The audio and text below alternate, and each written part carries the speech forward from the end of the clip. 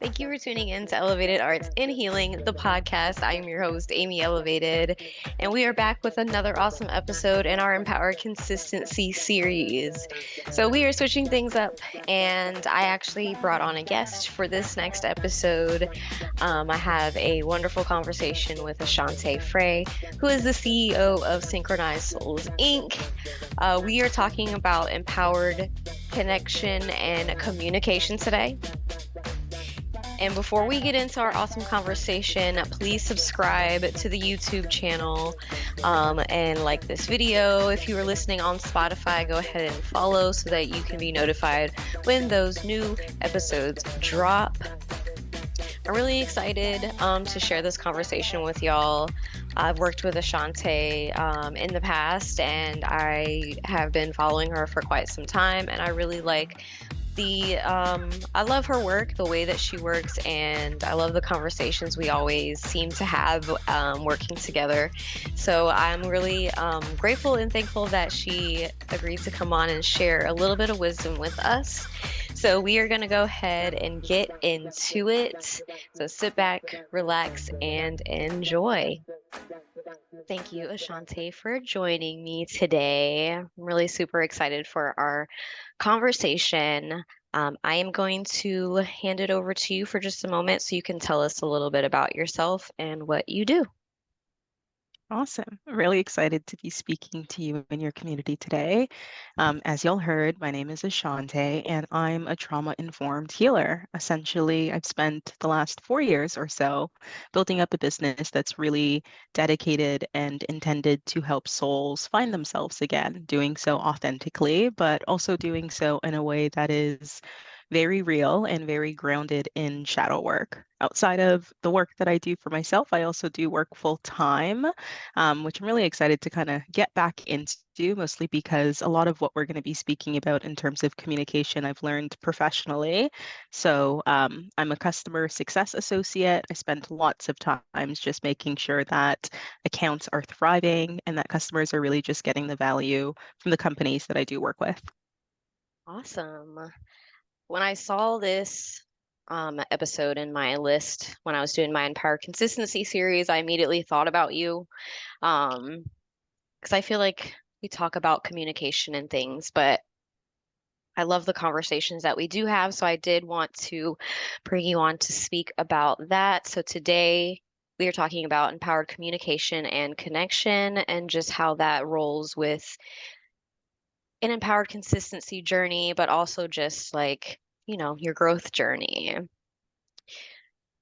So, what does empowered communication mean to you, and why do you feel like it is important in our personal and professional lives for more authentic connections? Yeah, big question to start off. I definitely feel like for me, empowered communication is really speaking assertively and with clarity and with a deep sense of like self-awareness for like who you are. I think it really goes down to being able to express yourself with confidence, but really being able to still acknowledge other people's perspectives and consider their feelings as well as your, I guess, talking, right? As you're communicating, as you're being the best version of yourself. I think everybody really does have the right to express their own thoughts and their needs and their boundaries and to have those be respected. And I don't think that's something that everybody is taught. So I definitely think that it's a skill that can be learned and that can be cultivated. I think it's really important for our personal lives and our professional lives for those connections that we were speaking about, simply because personally, I feel like it really allows you to promote a better sense of emotional intimacy. And professionally, if you're able to effectively communicate, it really allows you to increase those leadership skills and those soft skills that leaders are looking for, that managers are looking for, so that you can be promoted, but also so that you can increase that sense of productivity. So I feel like it's a really, again, big question, but I think when it comes down to it, it really is about being able to clearly and assertively communicate your needs. I definitely agree with everything that you said. For me, empowered communication and connection, I believe is also just when you're building your community as well, like just being authentically yourself. And when you said about like considering the other person's like feelings and stance in the conversation, I think that's important as well. So it's not like you're just talking at somebody, like you're actually having a conversation with them. And I think that definitely fosters um more sense of community. And especially in a professional setting, I feel like it's more like there's more of a flow between like the management and things like that because you're being considerate of people and not just like I'm a manager, so Hmm. because of I your think title type thing.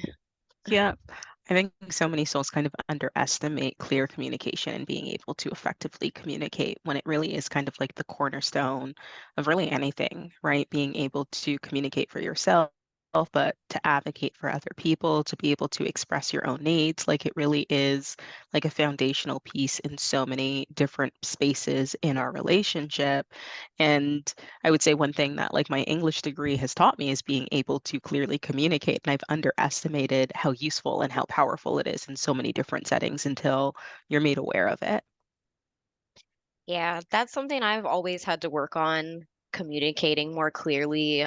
Being neurodivergent, my communication style is a little bit different, and sometimes it doesn't really translate over. So I've had to kind of, learn how to communicate with people and express myself in a way that's not so much talking at somebody, but considering them. And it's been really good for building my community these last few years, like really getting into Mhm. that communication. So you talked about self-awareness. So that kind of leads me into my next question. How do you feel like self-awareness plays a role in empowered communication and connection? And if you have some, what are some strategies that you could share for increasing self-awareness in our interactions? I feel like self-awareness is really like a foundation, like it's really critical when it comes to empowered communication because it really does serve again as that foundation of understanding your own perspectives and your own emotions and then being able to communicate that. And I feel like it's layers. Like being able to understand yourself is one thing, but being able to understand and express yourself is something else. But to do so clearly and authentically is a different thing. So I feel like when it comes down to it, it really is about being able to really like navigate those interconnections between being authentic and being empathetic, but also being clear. And self-awareness helps you with that. This is actually something that I feel like I've just recently learned yet again in my life that we are solidifying and closing the door on is, really learning the difference between communicating clearly, and then communicating effectively. And I feel like when we go into that effective piece, we're really talking about doing so again with clarity and confidence and really eliminating those miscommunications because you know yourself and you can effectively communicate those things right to somebody else.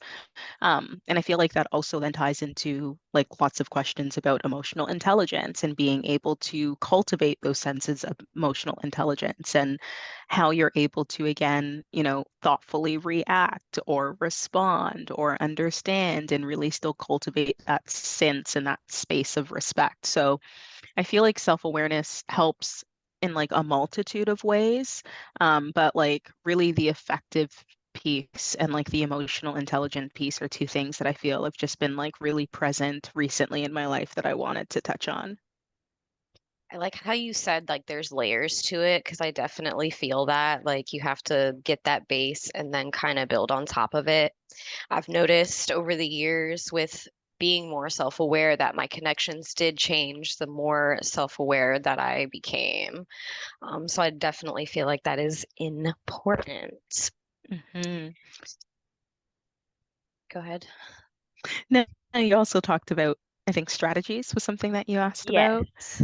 Um, so I would say, like, first off, I bring up journaling. I feel like in every conversation that I have, but it's just so important, especially being able to like reflect on your own thoughts and your feelings and your own experiences, and then being able to figure out the story that you're telling yourself. I feel like journaling was one of the big things that really helped um, change my communication style simply because it helps me become a lot more self-aware of my emotions, but also like the thoughts and the words that I was using to describe my emotions, and really just allowing myself to really let go of the judgment and let go of the attachment and really start to practice what it means to be detached and what it means to not identify with the things that you're actually moving through. So I feel like journaling is a really big piece of that.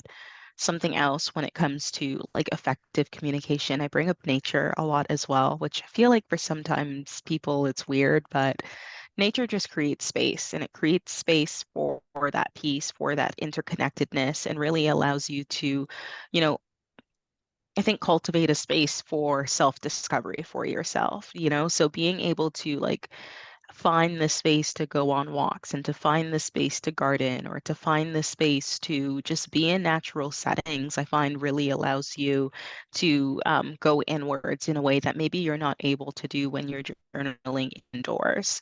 And then professionally, because we're also talking about that, I say like ask for feedback. Feedback's a great thing. I think people are scared of constructive criticism, but if people didn't point out, my areas of opportunities, I wouldn't be able to grow. I think part of being self-aware is having a big growth mindset and not being scared of guidance, but rather embracing that guidance so that you can then, work on those areas of improvement as well. Um, and also professionally, funny enough, like self personality test and like strength assessment test. When I was like really starting my self-aware journey, I feel like I took so many like Myers-Briggs tests. I would take them like every 6 months and go back and see if my personality shifted or if other things became more important to me. So like I feel like taking the time of like doing some assessments really allows you to understand your own like archetypes, but then it allows you to like really start looking at the world through those, those lenses of archetypes as well, so that you can then have a better sense of awareness about other people, not only yourself. Yeah, I definitely agree with that as well. I feel like you kind of said this, but I just feel like, the more you're able to see yourself, the more you're able to see other people. Because a lot of this is us mirroring in this life with the people that we Mhm. connect with, and that's something I've really seen a lot of lately.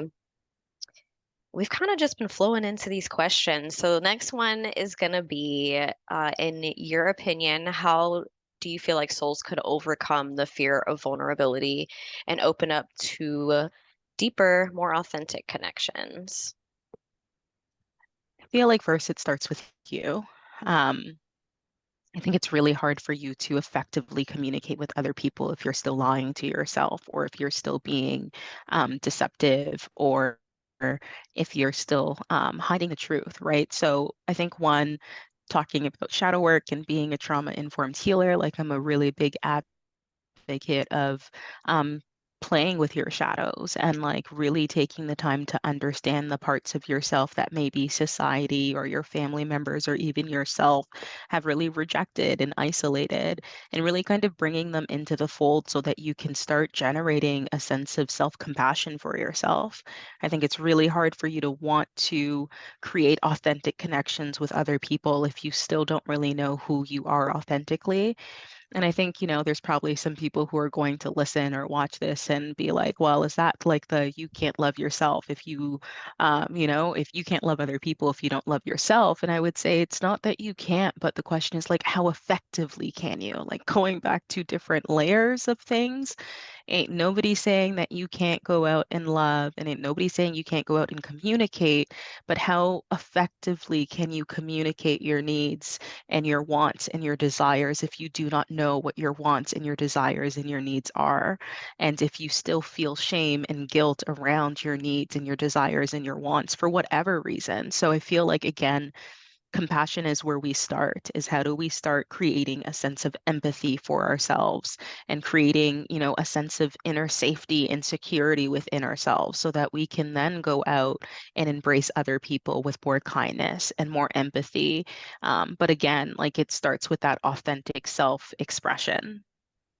Yeah, I think a lot of us have a hard time like looking at ourselves in that way. I know I did for a long time, but you're right. You got to have that safe space for yourself, and then you're able to kind of, be once you meet yourself deeper, you have the space to then meet the other people around you deeper. And because your relationship with yourself is the most important, that self-compassion and just being able to remove the judgment from things for yourself, I think then heals you and kind of opens you up to being able to receive love in a different way and to love more effectively, as you put it, and communicate more effectively. I really liked that. Yeah, I love it too. I feel like sometimes we think love is love, and yes, it is, right? And like being a part of, the community, being bisexual, I definitely understand that. But what I will say is that there's also different forms of love, right? And love is love can be very universal. It can be friendship, it could be self-love. But when we talk about like partnerships, or when we talk about the sense of trust that then needs to be created in a professional space, like all of those things are very different, and different layers then come up. And then it's less about, how much you respect me. It's more about like how much can we actually embody that respect that you have for me. And communication, I feel, is a very big part of that. And being able to like really lead by example and be vulnerable and be authentic, it really then allows other people to mirror that same energy back to you, right? Really mirror that same sense of openness, that same sense of honesty, that same sense of loyalty. But I feel like we need to embrace vulnerability a lot more than we do as a society, and really allowing ourselves to be okay with the fact that if we're really, really honest with ourselves, we'll realize that maybe we have received love and maybe we have communicated, but maybe we haven't done so to the best of our abilities or to the best of our capabilities simply because we didn't know better, or we didn't know that we could do better. But I feel like that sense of curiosity, and again, that safe space to acknowledge, those parts of ourselves without judgment, is really what pushes us into a space of saying, how do I do better, right? Not only for myself, but for the generation that comes after, for the people who are around me, really trying to, again, just eliminate that sense of resentment that builds up when people aren't being honest because they just don't know how to effectively communicate the things that they actually desire, the things that they want. Yeah, it's scary sometimes. And I know for me, I always thought that I was effectively communicating, but for the most part, like I would kind of communicate with myself and not specifically communicate with a partner because I was scared of maybe how they would react to me speaking to them, or I've just spent a lot of time in my life when I was younger not being able to communicate. I wasn't really allowed to communicate certain things, so I started to shut certain parts of myself down. And I think that's where like really being able to look inward at yourself comes in, to then be able to see like how you can improve for communication as well.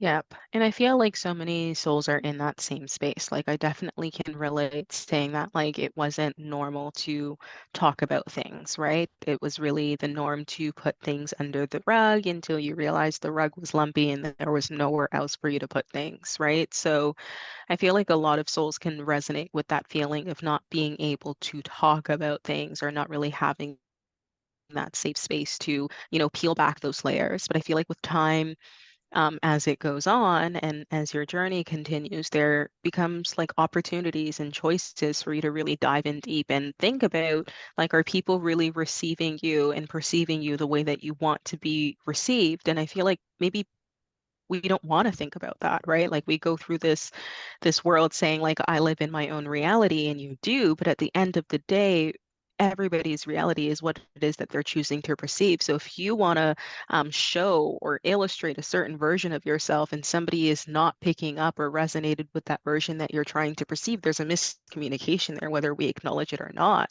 And I feel like I've spent a lot of my time trying to figure out what that miscommunication is. Like I consider myself to be kind, but if I'm walking out into the world and people aren't feeling that same energy of kindness and they're not perceiving me to be kind in their reality, then there's a disconnect, whether or not, even if my, you know, intention is for me to go out and be kind. So I feel like I talk a lot about this in my community, like the difference between intention and impact, and really realizing that, it's great that we have good intentions, but what is the impact? And when we go into a space of like impact and influence, it's really less about us, right? And more about the people that we're speaking to and the things that exist outside of us, which again, like I feel like sometimes can be hard for people to balance, because then how do I show up as myself if I'm constantly considering other people, and goes into people pleasing. But I think there is a balance between us being considerate and understanding and effectively communicating and still authentically being ourselves as we do so. I don't think it needs to be one or the other. I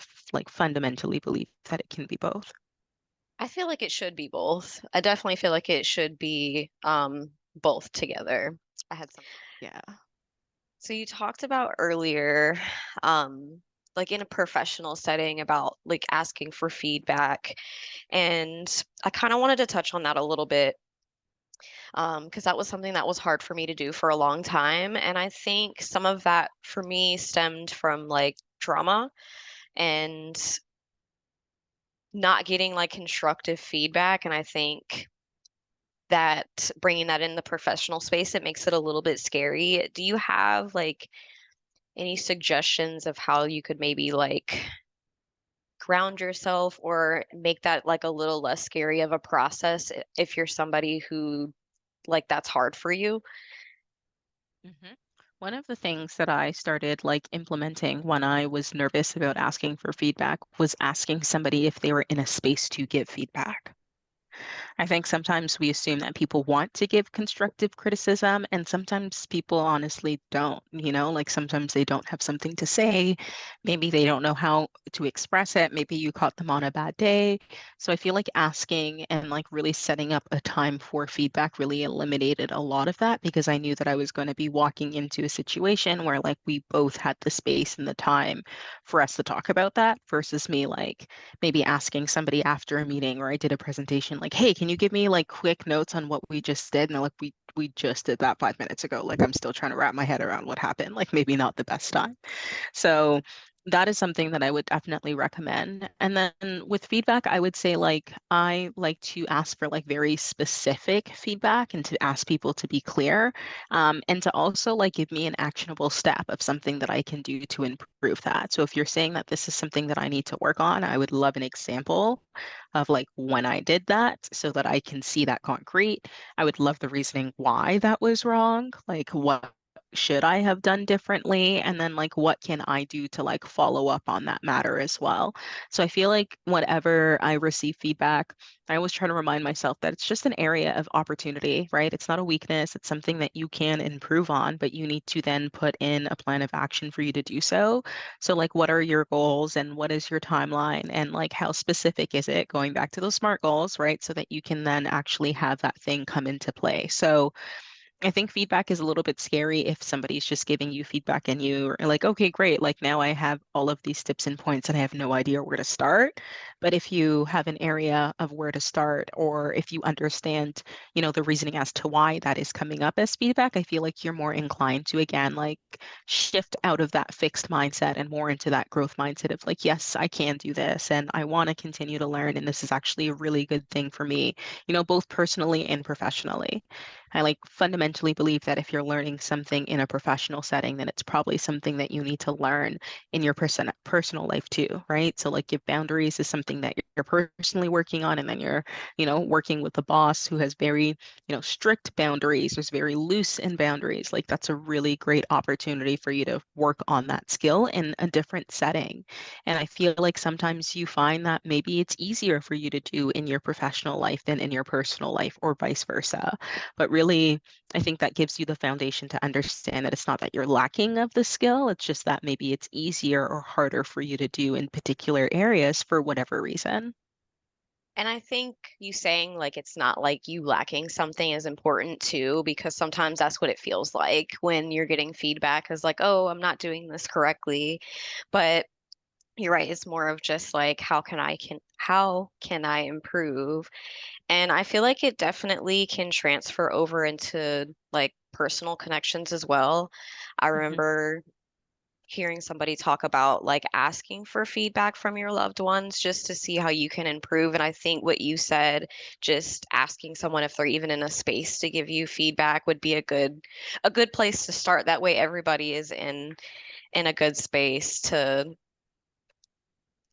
talk about it. And I feel like that improves your communication and connections as well because, we can try to read each other. And for the most part, that works, but there may be some things that would work better for you that I would never know if you didn't Yeah. communicate to me. Yeah, I completely agree. I feel like that's something that I did with the last soul that I was dating was really like providing like relationship check-ins so that we could ask, like, is there something that I'm not doing or something that you really like that I do or like something you would like us to do differently, but like really taking the time to like provide a space, right, for like both of us to be honest and open and vulnerable so that we can then make, decisions that we can then like actually cultivate a space where it is vulnerable, where it is really built on honesty. So I feel like that's something that was definitely new that I would be implementing again in the future, should given the opportunity to do so. I'm over here taking notes because I definitely did not do that in the last like serious relationship I was in. And I think had we taken the time to do those check-ins, that maybe we would have separated a little earlier and things might have been a little bit different. Um, for me, I was just afraid of that separation part. But now that I'm kind of on the other side, like it just makes more sense to do that. That way you're not wasting your time or your partner's time. Yeah, that's exactly how I feel is I feel like I would have been in that situation a lot longer if I wasn't really, keen on asking questions and keen on like getting clear communication and like really I think going into the parts where people tend to avoid. And I think it goes back to like you weren't taught, so you're uncomfortable. And I completely understand, but being uncomfortable then keeps you in a place that can be very stagnant, and really doesn't really allow you to grow in the ways that you want to grow. So I feel like being uncomfortable and being okay with the fact that these are going to be uncomfortable conversations really allows you to, again, cultivate the space for you to have uncomfortable conversations instead of you just avoiding them altogether. But I completely understand. I definitely resonate. There's definitely a time where like I would rather not know, and now I just fundamentally would rather know, and I'd rather know as fast as possible and as soon as possible, simply because there's work I need to do. I then need to heal, right? I need to learn from the experience, really allow myself to go on like inwards and like figure out the words to like express the things that I just went through. And I can't do that if I'm, still in the situation. So just allowing myself to heal means I need a firm, clear decision one way or the other so that I can really figure out my next steps and to do so, without having to consider or not consider somebody else's feelings and thoughts in the ways that we do when we're in a relationship. Yeah, I definitely relate. I used to feel like I just didn't want to know. But I've learned that it hurts either way. And then, like if you're kind of ignoring it or, turning a blind eye to it, it can take longer and you can probably hurt more that way versus like just kind of accepting that this may be what it is and kind of going from there. Yeah, I think dating and like clearly communicating your needs is something that obviously goes like hand in hand, like I think it's really hard for people to communicate the things that they actually truly desire because they've been told at a particular point in time that they shouldn't desire. They told themselves that they were unworthy of those things, or maybe they thought that it was impossible. So like being able to like communicate your needs, but also like embody the things that you say that you want, and embody the work that then needs to be done in order for you to receive them, I think is really important. You can clearly communicate your needs and the universe will deliver them. But if you're not ready to take the embodied action that's required in order for you to get there, then it doesn't matter how much you communicate it, you're always going to be fumbling the bag. Yeah, and I think that's where that self-awareness piece comes in too, because if you don't really know what you want and you're just asking, you're probably not going to get what you want. Mhm. And that was something I definitely had to learn the hard way for a while. Yeah, I completely understand. So, in your opinion, what are some key takeaways or actionable steps souls can implement to improve their empowered communication and connection starting today? Starting today, right now, you impatient humans, I would start with writing some I statements. That was definitely a really good place for me to start when I was thinking about how to communicate, is really owning the fact that I was feeling my feelings and that, nobody is responsible for the things that I feel. Maybe there are situations that happen that trigger or promote, certain feelings, but it's really about me focusing on expressing my feelings versus me placing blame of why those feelings are coming up. So I think like I statements is really big for you to be able to like communicate, effectively communicate, but also to do so assertively. And also, I would say, like, take a look at your language and the things that you say. There's a lot of times where we use filler words like or ah or and like all of those things are great when you're speaking to somebody, in a very casual setting. But when you're in a professional setting, I think it's really important for us to acknowledge how different language or jargon is perceived in certain spaces, right? So, really being intentional and really being um, thoughtful with the language that you're using. I found in professional settings, it's better for you to just take a pause. If I don't know anything, I will tell them I am thinking. And I would rather sit there and watch somebody watch me think than for me to sit down and just say anything. Or I'll write down the question and say, great question. Love to come back to that at a later date because I don't want to lie to you. I don't want to say something and have that not be true. So, like, really just finding ways for you to create some space. I think sometimes when we talk about communicating effectively, you think that you need to communicate quickly. I do not communicate quickly. I take all the time I need for me to communicate effectively because it ain't good to be communicating quickly. I tell you that. So, um, that's where I would start. And then some mirror exercises would probably be the last thing for me to say is that I used to be very uncomfortable, like looking at myself or hearing my own voice because it just sounded weird to me. So doing a lot of like mirror exercises and really allowing myself to like actively listen to myself, but also being able to like share experiences with myself or share my thoughts with myself and to do so without interruption. I found it very helpful, being able to like really reflect, but also like create again that space of like self-compassion and not, revolt at the sound of my own voice or looking at myself and really trying to like create that space of love, right? That we really speak about, but again, for ourselves, not for others. I like that. The last part of what you said about like kind of giving yourself that self-compassion when you are like recording yourself and things like that, something I've had to work on too. And I'll just add one more thing in. I feel like if you wouldn't let somebody else say it to you, you probably shouldn't say it to yourself. And that's something that changed everything for me. Like I stopped being mean to myself, and then on the outside, people stop being mean to me. Because if I'm telling myself, no, I'm not going to take this, you'll then be able to feel like you can stand up and say what you need and, not let anybody kind of project their stuff onto you. I completely agree. I completely believe that if you like change the way that you view yourself and the way that you walk through the world, other people will respond to that change. Like it goes back to like law of attraction and energy, but really just like fundamentally, when you start believing and acting with confidence, there is something that changes in the air and people recognize it in you. And I find that when I was hard on myself and very critical, that's what I was, responded to. That's what I was received in the world. But the moment that I started treating myself more with kindness and really being more authentically myself, then the world mirrored that back to me. And I think, when we have these conversations of law of attraction, the realists want to come in and be like, that's not true, but I promise you try it, like try it before you say that it's not true. Like there is something energetically that shifts, and people notice the shift and they treat you differently, because of the way that you are carrying yourself and because of the way that you value yourself. And being able to express that with other people, I think, is a game changer.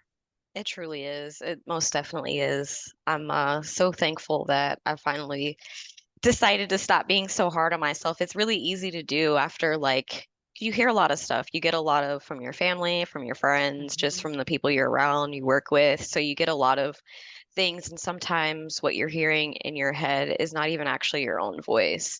So that self-awareness piece and looking in helps because then you Mhm. can decipher what is you and what was just told to you that you're repeating to yourself over and over.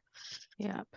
Yep. And your thoughts and your emotions are not you, right? For those who are listening and are not aware, that is not you. At the end of the day, like we are our soul, right? And we're that piece of ourselves that we really try to hide away from the rest of the world. And I think the more that we lean into that piece that is filled with compassion and understanding and forgiveness and simply wants to love for the sake of loving, the easier our life becomes because the easier we allow it to be. Like life can be as good as we want it to be and as good as we allow it to be. And I think the more that you allow yourself to feel better and good and joy and happiness and abundance, the more that you then see that it's possible and the more that you then receive it.